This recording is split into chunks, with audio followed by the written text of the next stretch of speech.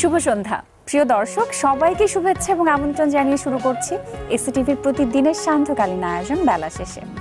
আপনাদের সাথে আছি আমি অর্চি রহমান এবং থাকবো পুরোটা সময় জুড়েই। আর প্রতিদিনের মতো আজকেও পুরোটা সময় জুড়েই আমাদের সাথে থাকবেন নতুন একজন অতিথি।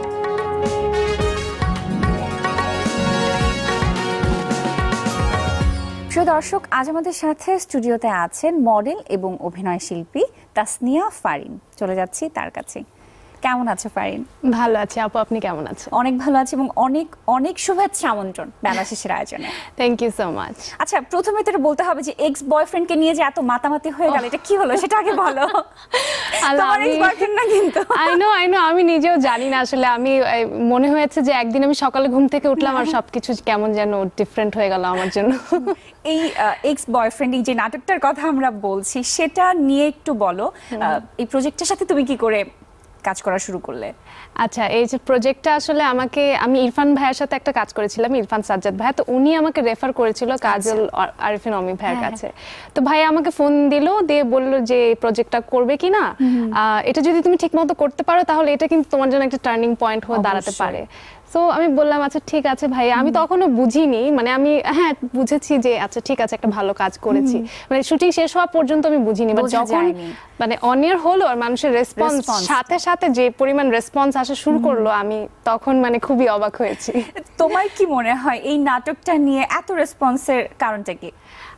আই গেস মানে এটা একটা খুব ট্রেন্ডি একটা গল্প ছিল এবং অনেক মানুষের লাইফের সাথে রিলেট করতে পেরেছে। দ্যাটস ওয়াই এটা অনেক হিট করেছে মানুষ। আর যেটা বলতেই হয় যে একটা সিন যেভাবে ভাইরাল হয়েছে, যেটা যে রেস্টুরেন্টের কথা বলছি, সেটা একটু শুনি। সেটার সময় কি অনেক মজার কোনো এক্সপেরিয়েন্স ছিল? মানে আমরা যেভাবে দেখেছি আসলে। হ্যাঁ, আমাকে তো সবাই একটা প্রশ্নই জিজ্ঞেস করে যে ওই সময় তুমি তোমার হাসি কিভাবে আটকে রেখেছিলে এসব ভাইয়ের ডায়লগ শুনে। আসলে মানে এটা কিন্তু খুবই ইনপ্রম্পটু ছিল। আমরা ওখানে বসে আমরা নিজেরা ডিসাইড করে কিন্তু ডায়লগগুলো দেওয়া হয়েছে, সেটা কোনো স্ক্রিপ্টে ছিল না। এই কারণেই মানুষ মজা পেয়েছে, কারণ আমরা ডেইলি লাইফে যে ধরনের কথাবার্তা বলি সেটাই বলেছি। তুমি যেটা বলছিলে যে নাটকটার সময় আসলে বোঝা যায়নি, পরে রেসপন্সটা পেয়েছো। তো যাদের সাথে কাজ করা হয়েছে, তোমার এই কাজটার মধ্যে আসলে তুমি কতটুকু বলবে যে তাদের হেল্পটা কতটুকু ছিল, তোমাকে কতটুকু হেল্প করেছে? হ্যাঁ, আমাকে অনেক হেল্প করেছে। স্পেশালি আমি বলবো যে আমাদের যে ডিরেক্টর, উনি আমাকে মানে কস্টিউম থেকে ধরে মানে সিন ওয়াইজ সবকিছুতে অনেক হেল্প করেছে। তারপর আমার কো অ্যাক্টর যে নিশু ভাইয়া, মানে হি ইজ ভেরি হেল্পফুল। মানে উনি আমাকে মানে গাইড করছিল যে এটা এইভাবে করবে, ওটা ওভাবে করবে। সো আসলে অনেক হেল্প পেয়েছি আর কি নতুন হিসেবে। সাথে মনে হয় এটা আমার প্রথম কাজ ছিল। তারপরে তানজিম তিশা ছিল সেখানে। হ্যাঁ, তো সবকিছু মিলিয়ে অভিজ্ঞতাটা একটু বলো। শুটিং এর মজার কোনো অভিজ্ঞতা যদি থাকে। মজার অভিজ্ঞতা বলতে নিশু ভাইয়া একজন অনেক মানে হাস্যোজ্জ্বল মানুষ এবং হি ইজ ভেরি ফানি। তো সবসময় উনি সেটে মজা করতে থাকে এবং মনে হয় কি যে ওই ক্যারেক্টারটার ভেতর আমি সবসময় আছি, কারণ মানে সবসময় ওরকম হাসি ঠাট্টা তামাশা, একটা ফান লাভিং একটা ক্যারেক্টারের মধ্যে। কতদিন লেগেছিল শুটিং করতে? ওইটা 2 দিন শুট ছিল। আচ্ছা, এবং পুরোটা ঢাকাতেই করা হয়েছে? হ্যাঁ, ঢাকাতে, উত্তরায় বিভিন্ন লোকেশনে করা হয়েছে। এবং ভ্যালেন্টাইন্সে তো আরো বেশ কয়েকটি নাটক এসেছে তোমার, 5টা হবে? হ্যাঁ, আমার 5টা প্রজেক্ট এসেছে। সেগুলো সম্পর্কে যদি একটু ছোট্ট করে বলতে পারো। হ্যাঁ, একটা তো এক্স বয়ফ্রেন্ড গেল, আর আরেকটা আমার খুবই সাড়া ফেলেছে, সেটা হলো ফার্স্ট ইয়ার ড্যাম কেয়ার 2। সেটা ইমরাউল রাফাত ভাইয়ের ছিল। আচ্ছা, ওটা জোবান ভাইয়ের সাথে ছিল কাজটা। তারপর আমি একটা শর্ট ফিল্ম করেছি আমরা আরএফএল এর, and then love and lost একটা নাটক করেছি মুশফিক কল্লোলের ভাইয়ার, ওটা তানভীর ছিল আমার কো আর্টিস্ট। আচ্ছা, সো এই তো আর কি। আর ক্যারেক্টারগুলো কেমন ছিল? ক্যারেক্টারগুলো সব রোমান্টিক ক্যারেক্টারগুলোই দেখা গেছে। আসলে আমি এখন পর্যন্ত আমার হ্যাপি এন্ডিং পাইনি কোনো নাটকে। সো রোমান্টিক যদি না, কোনোটাতে আমার হ্যাপি এন্ডিং এখনো হয়নি। সো ডিফারেন্ট ছিল। যেমন একটাতে আমি কলেজের স্টুডেন্ট ছিলাম, একটাতে একটা মানে বিয়ে করব এরকম একটা মেয়ে, সো একটাতে একজনের মানে cousin but posing as a girlfriend. So সবকিছু ডিফারেন্ট ছিল। আমি চেষ্টা করেছি প্রত্যেকটা ক্যারেক্টারকে ডিফারেন্ট ভাবে পোর্ট্রে করার, যাতে মানুষ আমাকে ডিফারেন্ট ওয়েতে দেখতে পারে। আর লাভ এন্ড লস্টের এন্ডিংটাও তো মনে হয় একটু কষ্টেরই, যেটা মনে হয় ওই নাটকটা কিন্তু বেশ সাড়া ফেলেছে। হ্যাঁ, এবং সেটার এন্ডিংটা আসলে দর্শকদের দেখে ডিসাইড করা উচিত, আমাদের কিছু না বলি। আচ্ছা, আমি দেখেছি বলে বলতে পারলাম। আচ্ছা, অন্যান্য নাটকের কথা যদি বলি, ভ্যালেন্টাইন্স ছাড়াও আরো বেশ কিছু প্রজেক্ট তোমার হাতে আছে, সেগুলো সম্পর্কে একটু বলো আমাদের। হ্যাঁ, আসলে আমি এখন পড়াশোনা নিয়ে কিছুদিন একটু ব্যস্ত, কাজ আমার মিড টার্ম চলছে।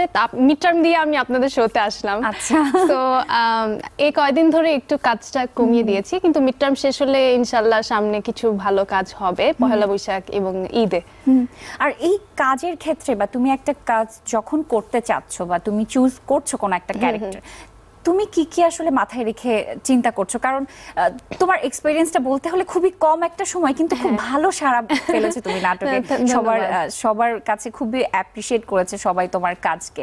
তো সেটাই আমি জানতে চাচ্ছিলাম যে চরিত্র বাছাইয়ের ক্ষেত্রে, গল্প বাছাইয়ের ক্ষেত্রে আসলে কি মাথায় কাজ করে তোমার? আসলে আমি যেটা প্রাধান্য দেই সেটা হলো কোয়ালিটি ওভার কোয়ান্টিটি। মানে আমি চাই না যে 10টা কাজ করি কিন্তু মানুষ আমাকে মনে না রাখুক, তার থেকে ভালো আমি যদি 2টা বা 3টা ভালো কাজ করতে পারি, তাহলে সেটা দিয়ে দর্শক আমাকে মনে রাখবে।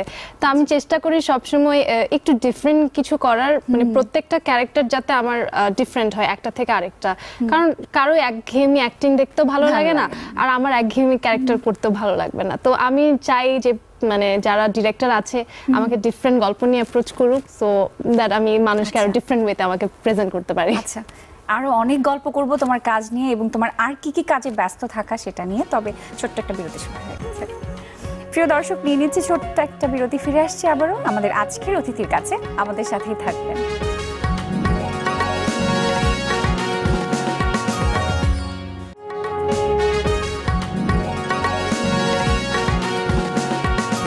প্রিয় দর্শক, বিরতির পর আবারও ফিরে এলাম বেলা শেষের আজকের এই আয়োজনে। আমাদের সাথে স্টুডিওতে আছেন মডেল এবং অভিনয় শিল্পী তাসনিয়া ফারিন। কথা বলছিলাম তার সাথে, চলে যাচ্ছে আবারও তার কাছে। আমি যেটা জানতে চাচ্ছি তোমার কাছে যে তোমার কি মনে হয়, এখন অনেকেই কাজ করছে, নতুন প্রজন্মের অনেক মুখকে কিন্তু আমরা প্রতিনিয়তই দেখছি, নতুন নতুন মুখ আসছে ইন্ডাস্ট্রিতে। তোমার কি মনে হয় তোমাকে খুব সহজে কেন অ্যাকসেপ্ট করেছে সবাই খুব তাড়াতাড়ি? সেটা আসলে আমারও প্রশ্ন, কারণ আমি জানি না, আমি এত কিছু চিন্তা করে কাজ শুরু করিনি। আমি কাজ করি কারণ আমার ভালো লাগে তাই। তো হ্যাঁ, হয়তো এই কদিন ধরে আমাকে নিয়ে অনেক কথা হচ্ছে ঠিকই, কিন্তু আমি চাই না যে মানে আমি একটা সুন্দর মুখ বা আমার হাসি দিয়ে কেউ মনে রাখুক। আমি চাই নিজেকে একজন ভালো অভিনয় শিল্পী হিসেবে প্রতিষ্ঠিত করতে, এবং যাতে মানুষ আমার অভিনয় দিয়ে আমাকে মনে রাখে। সেটা তোমার ইচ্ছা জানি, কিন্তু তোমার সুন্দর মুখ হাসি সেটাও কিন্তু রিজন, সে বিষয়ে আমি পরে আসবো। তার আগে আমি একটু তোমার কাজের শুরুর দিকে যদি জানতে চাই যে কাজটা শুরু ছিল কি মডেলিং দিয়ে না নাটক দিয়ে? আমার কাজটা শুরু করেছি আমি বলতে গেলে টিভিসি দিয়ে। আচ্ছা, আমি 2016 সাল থেকে আসলে 3 বছর ধরে টিভিসিতে কাজ করছি। আচ্ছা, তো আসলে টিভিসি করা এবং টিভিসি থেকে কোনো না কোনো ভাবে আসলে নাটকে আমি চলে এসেছি। সেটা প্রথম কোন নাটকটা ছিল? প্রথম আমি করেছিলাম শাফায়াত মনসুর রানা ভাইয়ার আমরা ফিরবো কবে। আচ্ছা, এবং সেই নাটকটাও তো ভালো রেসপন্স পেয়েছিল। হ্যাঁ, সেই নাটকটা খুব ভালো রেসপন্স পেয়েছিল, কিন্তু তারপর আমি দীর্ঘদিন নাটকে কাজ করিনি, প্রায় 1.5 বছরের মতো। সো এই লাস্ট 6-7 মাস ধরে আবার মানে রেগুলার কাজ যদি বলি নাটকে কাজ করছি। আচ্ছা, এই নাটকের আগে তো টিভিসিতেই টানা কাজ করেছো। হ্যাঁ। তো প্রথম টিভিসি ছিল কোন? আমার প্রথম টিভিসি ছিল রান আউট ফিল্মসের এয়ারটেলের একটা টিভিসি। এবং ক্যামেরার সামনে নিশ্চয়ই প্রথম কি তখনই দাঁড়ানোর অভিজ্ঞতা ছিল না তার আগে অভিজ্ঞতা ছিল? তার আগে আমি এসএ টিভিতেই একটা কাজ করেছিলাম। সেটা ছিল মানে শাইন অন ছিল একটা, মানে তখন ক্লাস 9-এ পড়তাম। আচ্ছা, মানে আমি তখন মিডিয়ার কোনো কিছুতেই রিলেটেড না, কোনো আইডিয়া নেই। না, আমি জাস্ট গানের প্রোগ্রাম করতাম, তো স্টেজ প্রোগ্রাম করতাম, এগুলোই, মানে এর বাইরে কোনো কিছু করা হতো না। আমার মা একদিন হঠাৎ টিভিতে দেখছে, বলছে যে ফাইন তুমি তো এটাতে যেতে পারো। পর আমি বললাম যে যাবো, আমি কি পারবো? আমার মা বলল কেন পারবো না। তো ওটা একটা সাধারণ মানে নর্মাল মেয়েদেরই প্রোগ্রাম ছিল, যে ফোন দিয়ে এসে আর কি ওর লাইফ নিয়ে একটু মানে চেঞ্জ করে ট্রান্সফর্ম হওয়া, মানে একটা মেকওভারের একটা ব্যাপার ছিল। পরে আমি বললাম আচ্ছা ঠিক আছে ট্রাই করে দেখি। তো তখনই হয়তো আমার মা বুঝেছে আচ্ছা ঠিক আছে আমার মেয়ে মনে হয় পারবে।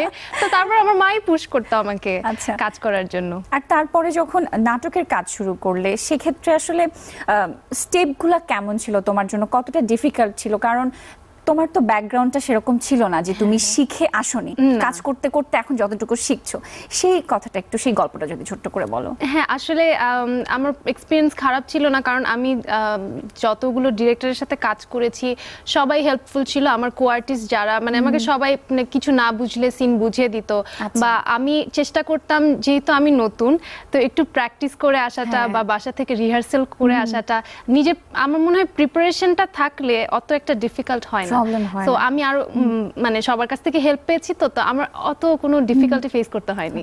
আর এই যে তুমি বলছিলে যে একটু প্র্যাকটিস করে বা প্রিপারেশন নিয়ে, সেগুলোর মধ্যে কি কি প্রসেসে তুমি আগাতে? আমি আসলে এখনো আমার যদি প্রসেসটাই চলে, পরের দিন যদি শুট থাকে আমি অবশ্যই চেষ্টা করি যে অ্যাটলিস্ট 2-3 দিন আগে স্ক্রিপ্ট হাতে পেলে তো খুবই ভালো। আমি স্ক্রিপ্টটা পড়ে মানে বোঝার চেষ্টা করি, তারপর ডিরেক্টরদেরকে ফোন দিয়ে মানে একটু কথা বলি ক্যারেক্টারটা সম্পর্কে, কারণ আসলে ডায়লগের মাধ্যমে কিন্তু সবকিছু বোঝা যায় না। ক্যারেক্টার একটা ব্যাক স্টোরি জানাটা ইম্পর্টেন্ট। সো ব্যাক স্টোরিটা যদি আমি জেনে নিজের মধ্যে ধারণ করে নিতে পারি তাহলে অ্যাক্টিংটা অনেক ইজি হয়ে যায়। তো আমি সেটাই চেষ্টা করি। স্ক্রিপ্টটা তুমি সেটা যেয়ে পাও তখন কি হবে, এরকম হয়েছে? না, সেরকম হয়নি, কারণ আমি আসলে সেটা বিশ্বাসী না যে সেটে গিয়ে ইনপ্রম্পটু অ্যাক্টিং সেই ব্যাপারে হয়তো এখন আমি পারদর্শী হয়ে উঠিনি আর কি। সত্যি আস্তে আস্তে শিখবে। এখন যে নাটকের কথাগুলো শুনছিলাম বা চরিত্রের কথাগুলো শুনছিলাম, অবশ্যই তুমি কাজ করা শুরু করেছো, এখন আস্তে আস্তে তুমিও স্বপ্ন দেখছো যে মনের মতো কোনো চরিত্রে কাজ করবে বা কিছু। তো এখন তোমাকে যদি তোমার কাছে যদি জানতে চাই যে পছন্দের চরিত্র, কেমন ধরনের চরিত্রে কাজ করতে চাও? আমার আসলে যেমন ওমেন এম্পাওয়ারমেন্ট নিয়ে কাজ করতে খুবই ভালো লাগে, মানে যে চরিত্রটা একটা নারীকে শক্তি দিবে। কারণ আমি নিজেও মেয়ে, আমার মা এবং সবাইকে দেখে বড় হয়েছি, এবং বাংলাদেশের সমাজে আসলে নারীরা অনেক অবহেলিত থাকে। তো এই ইস্যুগুলো নিয়ে যদি কেউ কাজ করে তাহলে আমার খুব ভালো লাগে ওই চরিত্রটাকে রিপ্রেজেন্ট করতে। আমার মনে হয় এইটার একটা কাজ তুমি করেছো যে অন্যায়ের যে প্রতিবাদ করে কিছু বলতে হবে, দুটো কাজ করেছো। সেটা ছিল হচ্ছে তোমার একটা অফিসের স্টোরিটা ছিল, একটু ছোট করে বলো। সেক্সুয়াল হ্যারাসমেন্ট নিয়ে, আরেকটা ছিল ঢাকা ট্রিবিউনের same line of story. So ব্র্যাকের কাজটা অনেক সাড়া ফেলেছে আমার, আর ঢাকা ট্রিবিউনের কাজটা বেশি দিন হয়নি বের হয়েছে, তাও মানুষ মানে ভালো বলেছে। কেমন লেগেছে আসলে কাজ করতে গিয়ে, যেখানে নিজের মনের ভাবটা তুমি আসলে একদম তুলে ধরতে পেরেছো বা নিজে যেটা ফিল করছো সেটা বলতে পেরেছো? না, আসলে আমরা তো আসলে প্রতিনিয়ত ফেস করি, সবাই কিন্তু কম বেশি ফেস করছি। তো এই জিনিসটা যখন আমি স্ক্রিনে দেখাচ্ছি আমার মনে সেটাই থাকছে যে আমাকে দেখে যদি আর 10টা মানুষ ভালো কোনো একটা উপদেশ পায় এবং একজন মানুষও যদি অন্যায় প্রতিবাদ করে তাহলে আমি সার্থক।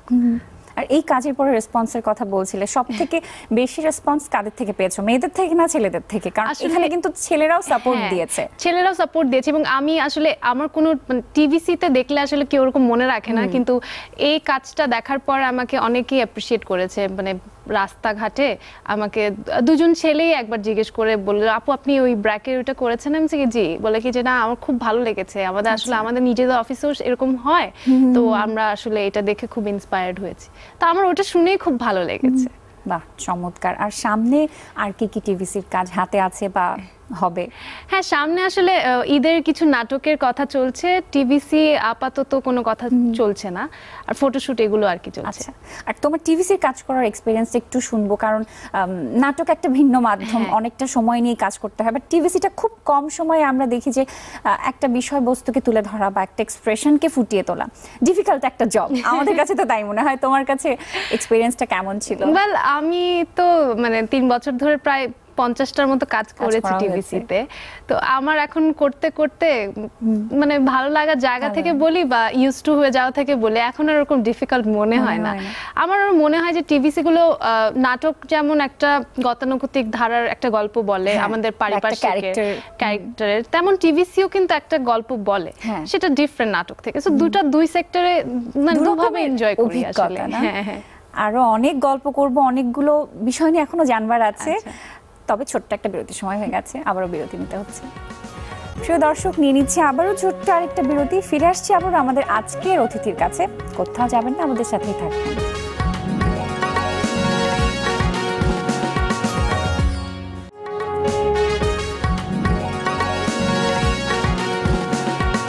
প্রিয় দর্শক, বিরতির পর আবারও ফিরে এলাম বেলা শেষের আজকের এই আয়োজনে। আপনাদের সাথে আছি আমি অর্চি রহমান, এবং আমাদের সাথে স্টুডিওতে আছেন মডেল ও অভিনয় শিল্পী তাসনিয়া ফারিন। কথা বলছিলাম তার সাথে, চলে যাচ্ছি আবারও তার কাছে।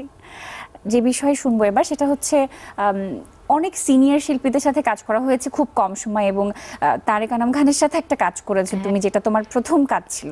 প্রথম না, দ্বিতীয় কাজ ছিল চয়নিকা চৌধুরীর। এবং সেটাতে একটু আমাকে অভিজ্ঞতাটা শেয়ার করো, কারণ হচ্ছে এত বড় মাপের একজন মানুষের সাথে কাজ করতে গিয়ে সেটা কেমন ছিল আসলে এক্সপেরিয়েন্সটা? হ্যাঁ, আসলে আমার মানে খুবই ভয়ে ছিলাম প্রথমত, কারণ এটা গল্পটা ছিল একটা অসম মানে প্রেমের গল্প। তো তারেক আনাম স্যার আর আমি প্রথমে খুবই ভয়ে ছিলাম যে আমি পারবো কি হবে না তারপর হবে। আমাকে দিদি অনেক সাহস জুগিয়েছিলেন, আমাকে বলেছিলেন না কোন তুমি পারবে, কোনো সমস্যা নেই। এবং সেটা যাওয়ার পরে দেখলাম যে স্যারকে দেখে যতটা দূর থেকে অনেক রাগী মনে হয়, আসলে উনি অনেক খুবই ফ্রেন্ডলি একজন মানুষ। আচ্ছা। তো উনি আমাকে হেল্প করেছে। আমি যেটা বললাম, আমি সবসময় মানুষদের কাছ থেকে যাদের সাথে কাজ করেছি সবসময় হেল্প পেয়েছি, বাহ। তো আমার কোনো সমস্যা হয়নি আর কি। আর সিনিয়র বা এই প্রজন্মের কাদের কাদের সাথে কাজ করা হয়েছে? এই প্রজন্মের আমার জোভান ভাইয়ের সাথে অনেকগুলো কাজ করা হয়েছে, 3টা কাজ করা হয়েছে। নিশো ভাইয়ের সাথে কাজ করলাম, তারপর ইরফান সাজ্জাদ ভাইয়ের সাথে, সজল ভাইয়ের সাথে, এই তো। আর যদি জিজ্ঞেস করি সামনে কার সাথে কাজ করবার ইচ্ছে আছে, সিনিয়র যদি কারোর সাথে থাকে কাজ করার ইচ্ছে? সিনিয়র আমার অপূর্ব ভাইয়ের সাথে কাজ করা বাকি আছে। আচ্ছা, আর কেউ? আর জানি না, আসলে আমি তো অভিনয় শিল্পী, আমার সাথে যেই কাজ মানে করবে সবার সাথেই তুমি আসলে আমি কাজ জাস্ট করতে চাও। ক্যারেক্টারটাই আমার জন্য ক্যারেক্টার নিয়ে ইম্পর্টেন্ট। ভাবতে চাও। আর এই কিছুদিন আগে একটা ট্রেসেমির ফ্যাশন একটা উইক গেল, 3 দিন ব্যাপী ছিল মনে হয়। 3 দিন ব্যাপী। সেখানে তুমি হ্যাঁ, আমি র্যাম্পে কাজ করেছো, মডেল হিসেবে কাজ মডেল করেছো। হিসেবে কাজ করেছি। আমি সেই ট্রেসমের অভিজ্ঞতাটা হেয়ার কিউতে ছিলাম, তো সেটাও একটা ডিফারেন্ট টাইপের ফিল আর কি। নাটক যেমন ভিজুয়াল, টিভিসি ভিজুয়ালের কাজ একটা ডিফারেন্ট ওয়ে, ওখানে আবার একটা ডিফারেন্ট একটা ফিল হয় যে আমি হাঁটছি, র্যাম্পে সবাই হাঁটা, আমাকে দেখছে, এবং সেখানে হেয়ার স্টাইল থেকে শুরু করে মেকআপ, গেটআপ সবকিছু অনেক ডিফারেন্ট হয়। সো মানে ইউ ফিল লাইক মানে রানওয়ে মডেল আর কি, জিজি হাদিদ। ওয়াও, ভালো ছিল, এটা ভালো বলেছো। আর এই যে তোমার কাজ করতে গিয়ে তো এটা আরেকটা মাধ্যম যেটা বলছিলে, তো ওখানকারও একটা প্রিপারেশন কিন্তু থাকে। র্যাম্পে হাঁটাটাও কিন্তু সহজ কিছু না। ইভেন আমার র্যাম্পে হাঁটতে বেশি ভয় লাগে, কারণ ওটা সবাই দেখছে, দর্শকরা। আমি একটা ভুল করা মাত্র কিন্তু আমার ওখানে রিডু করার কোনো সুযোগ নেই। বেশ বড় আকারে এই আয়োজনটা হয়েছিল, এটা তো হয়েছিল। কতদিন এরকম প্রিপারেশন নিতে হয়েছে বা এটা প্র্যাকটিস আমাদের করতে হয়েছে? হ্যাঁ, আমাদেরকে এখানে মোটামুটি 5-6 দিনের মতো সময় দিতে হয়েছে। রিহার্সেল ছিল, ট্রায়াল ছিল, তারপর আমাদের একটা ডিনার ছিল মানে প্রিপারেশনের। আবার বাইরে থেকে অনেক ডিজাইনাররা এসেছিলেন, তো তারপর ট্রেসেমে আমাদের অনেক মানে বিহাইন্ড দ্য সিন হয়েছে, ইন্টারভিউ হয়েছে, মানে অনেক মানে এত বড় মানে ফ্যাশন উইক বাংলাদেশে ফার্স্ট হয়েছে আর কি। চমৎকার ছিল কাজগুলো, এবং তোমার লুকগুলো অনেক ডিফারেন্ট ছিল, লুকগুলো নিয়ে কাজ করা হয়েছে। তোমার ফেভারিট লুক ছিল কোনটা? আমার ফেভারিট লুক ছিল সেকেন্ড দিনের লুকটা। আচ্ছা, রেড যেটা পরেছে? না, রেড পরিনি, সেখানে আমি গ্রিন পরেছিলাম। মানে আচ্ছা। ওটার ফিলটা ছিল ন্যাচারাল, যেটা আমার ন্যাচারাল খুব ভালো লাগে, সো ওইটা আমার খুব ভালো লাগে। আচ্ছা, আর কার সাথে কাজ করা হয়েছিল? তোমাদের হেয়ার স্টাইলে কে ছিলেন? আমাদের ফার্স্ট দিন ছিল রেড, আফরোজা পারভিন। সেকেন্ড দিন ছিলেন কানিজ আলমাস। আচ্ছা। আর থার্ড দিন ছিল ফারজানা শাকির। এই প্রথম কি তাদের সাথে কাজ করা হয়েছে? না, আমি এর আগে ওদের সাথে কাজ করেছি। আমি আসলে মানে খাদি, তারপর আরং, এসবগুলো করেছি আগে, so it's not my first time walking on ramp. হ্যাঁ, তো সেই অভিজ্ঞতাটা কবে ছিল? কোন বছরে ফার্স্ট এরকম র্যাম্পে হেঁটেছিলে? এটা তো আসলে আমার মনে পড়ছে না, আমার র্যাম্পটাও অ্যাক্সিডেন্টালি ছিল, তো সেটা মেবি 17 এরকম সময়। আচ্ছা, বাহ, সামনে আরো নিশ্চয়ই ভালো ভালো কিছু কাজে দেখতে পাবো আশা করছি। অনেকগুলো সেক্টর নিয়ে কথা বলছি, সেখানে আরেকটা সেক্টর অ্যাড করতে চাই, সেটা হচ্ছে তুমি ছোটবেলা থেকে গান নাচ দুটোই শিখেছো। নাচ ছোটবেলায় শিখেছি, কন্টিনিউ করিনি, বাট কিন্তু গানটা কন্টিনিউ করছো কি এখন? গানটা এখন আসলে রিগ্রেটফুলি বলতে হচ্ছে যে করতে সময় পাচ্ছি না, কিন্তু শুরু করা উচিত। আমি নজরুল সঙ্গীতে এবং উচ্চাঙ্গ সঙ্গীতে দীর্ঘদিন নজরুল একাডেমিতে ছিলাম এবং অনার্স করেছি, কিন্তু তারপর আমার ইচ্ছাই ছিল গান নিয়ে কিছু করার, তবে সেটা সময় সুযোগ হয়নি। ইনশাআল্লাহ সামনে আজকে কিন্তু আমরা এই সুযোগটা ছাড়ছি না, অনুষ্ঠান শেষ করব তোমার গান দিয়ে। তবে তার আগে অনেকগুলো কাজের মধ্যে আমি তোমাকে জিজ্ঞেস করতে চাই যে অনেকগুলো সেক্টরে কাজ করছো, এখানে অনুপ্রেরণার জায়গাটা কিন্তু অনেক বড়, এবং তোমার জীবনে এরকম যদি জানতে চাই, কার অনুপ্রেরণা সব থেকে বেশি, কে সব থেকে বেশি সাপোর্ট দিয়েছে? আমার মা। একদম এক কথায় না, সত্যি কথা, কারণ আমার মা যদি আমাকে না সাপোর্ট দিত আমার মিডিয়াতে আসাই হতো না, কারণ আমার ফ্যামিলিতে কেউই মিডিয়াতে নেই। আমার ফ্যামিলির মানে আব্বুর সাইডে বলি বা আম্মুর সাইডে বলি, কেউ নেই। তো আম্মু যদি আমাকে সাপোর্টটা না দিত, আর আম্মু যদি আমাকে শুরুতে না ঠেলতো, কারণ আমার ইচ্ছা ছিল না এখানে কাজ করার, আমি কখনো চিন্তা করিনি। আমার ইচ্ছা ছিল হ্যাঁ আমি গান করব, বা মানে একসময় আমি গানের অ্যালবাম বের করব, সেটা হয়তো ইচ্ছা ছিল, কিন্তু মানে অভিনয়ের ব্যাপারে কখনো ইচ্ছা ছিল না। তো আম্মু ছোটবেলা থেকে আমার আগ্রহটা দেখতো, আমি কালচারাল সাইডে খুবই আগ্রহী ছিলাম। তো আম্মুর কাছে মনে হয়েছে যে আমি এখানে আসলে হয়তো ভালো করতে পারবো। সো এখনো আম্মু সাপোর্ট দেয়, কারণ অনেক ফ্যামিলি থেকে এই সাপোর্টটাই পায় না, অনেক জরুরি আসলে। হ্যাঁ, এবং এই ক্ষেত্রে আমি লাকি। অনেক ফ্যামিলি কিন্তু এই কারণেই অনেকে এগিয়ে আসতে পারে না, এবং সেটা তুমি পেয়েছো, অনেক লাকি বলতে হবে। আর কেবল তো তোমার যাত্রার শুরু, অনেক অনেক শুভকামনা জানাচ্ছি ভবিষ্যতের কাজগুলোর জন্য। আসলে আরো অনেক কিছু নিয়ে গল্প করতে পারতাম, কিন্তু সময়ে বাধা পড়ে গেছি। আজকের মতো বিদায় নিতে হবে। যেটা বলছিলাম যে গান শুনেই বিদায় নিব, তার আগে তুমি ভাবতে থাকো কোন গানটা তুমি গাইবে, তার আগে আমি দর্শকের থেকে বিদায় নিয়ে নিব। প্রিয় দর্শক, আজকের মতো এখানেই শেষ করছি বেলা শেষের আয়োজন। আবারও দেখা হবে নতুন আরেকটি দিনের শেষে, নতুন আরেকটি আয়োজনে, নতুন অতিথিকে সাথে নিয়ে। সবাই ভালো থাকবেন, সুন্দর থাকবেন, সুস্থ থাকবেন, এসএটিভির পর্দায় চোখ রাখবেন। কোন গানটা শুনবো? আমি আসলে আমার যেহেতু অনেকদিন চর্চা নেই, আমি নজরুল সঙ্গীতটা না যাই, আমি আমাদের এখানকারই অ্যাক্টিং আমার খুব ভালো লাগতো, তিন্নি আপুর একটা গান গাচ্ছে। হ্যাঁ, অবশ্যই। স্বপ্নগুলো সত্যি হয়ে যেন মনেতে উকি দেয়, শিশির ভেজা এই মনটা আমার লুকোচুরি খেলে নীলিমায়, যেন স্বপ্নে হারাই আমি স্বপ্ন কুড়াই, হৃদয়ে সুখের অনুরণ, ভাবে মন অকারণ সারাক্ষণ, অনুভবে সুখের আলোড়ন।